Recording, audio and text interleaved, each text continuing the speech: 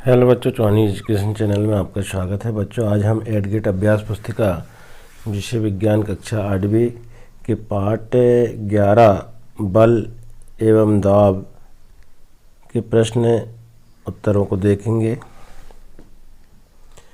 जिसमें हम अति लघु उत्तरीय प्रश्न क्रमांक 1, काटने तथा सुराग करने वाले औजारों के किनारे सदैव तीक्ष्ण क्यों होते हैं, इसका उत्तर जानेंगे। इससे पूर्व अगर आपके द्वारा चैनल को सब्सक्राइब नहीं किया गया है तो चैनल को सब्सक्राइब कर लें और बेल आइकन को प्रेस कर लें, जिससे कि वीडियो की नोटिफिकेशन प्राप्त होते रहेगी। एवं वीडियो को लाइक एवं शेयर जरूर करें। बच्चों, देखेंगे हम इसके उत्तर को।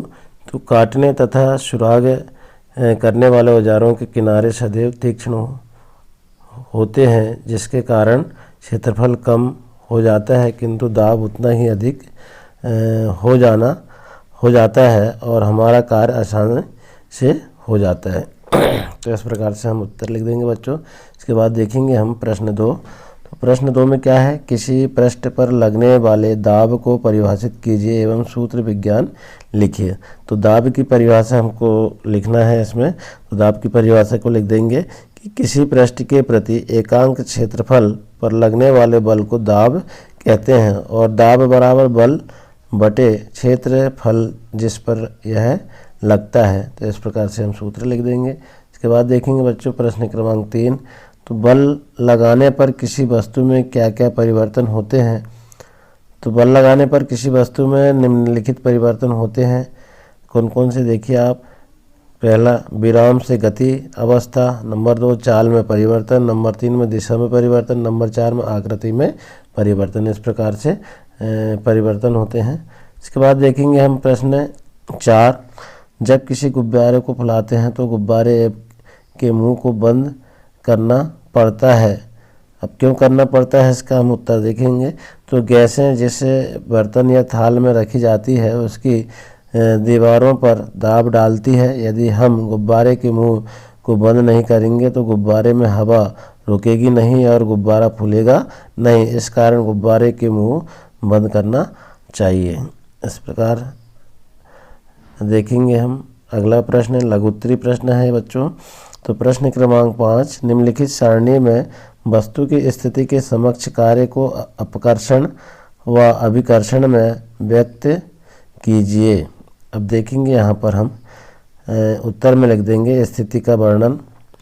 कार्य धक्का देना, चयन करना, खींचना, ठोकर मारना, उठाना, झुकना, उछलना, पकड़ना, बंद करना, प्रहार करना, ऊपर उठाना कार्य को व्यक्त कर रहे हैं। अपकर्षण या अभिकर्षण। स्थिति क्या है देखें। नंबर 1 में मेज पर रखी पुस्तक को गतिशील बनाना क्या कहलाता है, ये धक्का देना कहलाता है। और क्या किस कार्य को व्यक्त कर रहा है, ये अपकर्षण को। अब दूसरा है दरवाजे को खोलना या बंद करना, धक्का देना कौन से कार्य में आते हैं, ये अपकर्षण में आता है। फिर कुएं से पानी की बाल्टी को खींचना, तो ये कौन सा कार्य है, खींचना।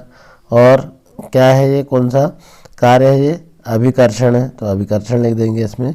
फिर इसके बाद चौथा है फुटबॉल के खिलाड़ी का पेनाल्टी टिक लेना, ठोकर मारना, और कार्य कौन सा है, ये अपकर्षण है। फिर अगला है किसी मेज की दराज को खोलना।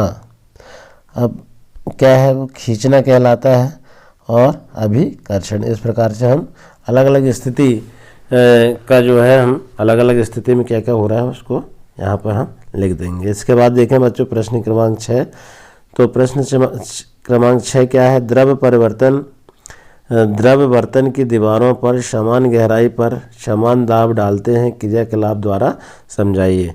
तो एक खाली प्लास्टिक बोतल लेकर पेंदे के पास चारों दिशाओं में 4 छिद्र कीजिए समान ऊंचाई तक। अब बोतल को पानी से भरने पर पानी बराबर दूरी पर गिरता है, जो दर्शाता है कि द्रव बर्तन की दीवारों पर समान गहराई पर समान दाब जो है डालते हैं। तो इस प्रकार से हम इसको हल कर देंगे उदाहरण के माध्यम से। अब देखेंगे प्रश्न क्रमांक 7। प्रश्न क्रमांक 7 क्या है बच्चों, देखेंगे वायुमंडलीय दाब से आप क्या समझते हो, उदाहरण द्वारा समझाइए। तो इसका उत्तर लिख देंगे हम। वायुमंडलीय दाब हमारे चारों ओर वायु है। वायु के इस आवरण को वायुमंडल कहते हैं।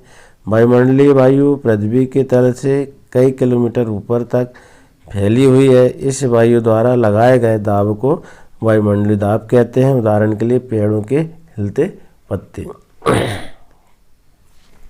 प्रश्न 8 में देखेंगे हम कि कुली भारी बोझ उठाते समय अपने सिर पर कपड़े का गोल लपेट कर क्यों रखते हैं। उत्तर में लिख देंगे, कुली भारी बोझ उठाते समय अपने सिर पर कपड़े को गोल लपेट इसलिए रखते हैं क्योंकि वे अपने शरीर से बोझ के संपर्क क्षेत्रफल को बढ़ा देते हैं, तय उनके शरीर पर लगने वाला दाब कम हो जाता है और वे बोझ को आसानी से उठा सकते हैं। तो इस प्रकार से हम इसका उत्तर लिख देंगे। अब इसके बाद देखेंगे दीर्घ उत्तरी प्रश्न है। प्रश्न 9, असंपर्क बल किसे कहते हैं। स्थिर वैद्युत बल गुरुत्वाकर्षण बल को उदाहरण सहित उदाहरण द्वारा समझाइए। अब देखेंगे हम यहाँ पर नंबर 1, अपसंपर्क बल ऐसा बल जिसमें वस्तु को एक दूसरे के संपर्क में लाए बिना बल का प्रभाव उत्पन्न हो जाता है, असंपर्क बल कहलाता है। अतः चुंबक द्वारा लोहे के केंद्र के टुकड़े पर ये स्थिति बनती है आपको। और दूसरा है स्थिर वैद्युत बल, तो एक आवेशित वस्तु द्वारा किसी दूसरी आवेशित अथवा अनावेशित वस्तु पर लगाया गया बल स्थिर वैद्युत बल कहलाता है। उदाहरण के लिए सूखे बालों पर कंघी रगड़ने के बाद कागज के टुकड़ों का उस पर चिपकना। इसके बाद देखिए आप तीसरा, गुरुत्वाकर्षण बल, तो पृथ्वी द्वारा किसी वस्तु को अपने ओर आकर्षित करना गुरुत्वाकर्षण बल कहलाता है। उदाहरण के लिए पेड़ से फल का धरती पर गिरना आदि। इसके बाद देखेंगे प्रश्न 10, तो निम्नलिखित को समझाइए। क्या है, पहला द्रवों द्वारा लगाया गया दाब। तो द्रवों द्वारा लगाया गया दाब ज्ञात करने के लिए किसी पारदर्शी कांच की नली के अंतिम सिरे पर रबड़ गुब्बारे को तानकर या खींचकर बांधने एवं उसमें अलग अलग ऊंचाई तक पानी भरने पर नीचे बंधे रबड़ गुब्बारे के आयतन में बदलाव होता है, जो स्पष्ट करता है कि द्रव द्वारा दाब लगाया जाता है। इसके बाद दूसरा इसी में देखेंगे हम कि चुंबकीय बल, तो किसी चुंबक के द्वारा लगाए जाने वाले बल को चुंबकीय बल कहते हैं। दो चुंबकों के समान ध्रुवों के बीच प्रतिकर्षण तथा असमान ध्रुवों के बीच आकर्षण होता है। इसके बाद देखेंगे तीसरा पेशी बल, तो हमारी मांसपेशियों के क्रिया स्वरूप लगने वाले बल को पेशी बल कहते हैं, जैसे शरीर की गति में पेशी बल लगता है। तो इस प्रकार हमारा यह पार्ट जो है समाप्त हुआ। आशा है बच्चों आपको इसके प्रश्न उत्तर समझ में आए होंगे और इसी तरह आने वाले पार्टों को हल करने के लिए वीडियो में बने रहें। धन्यवाद।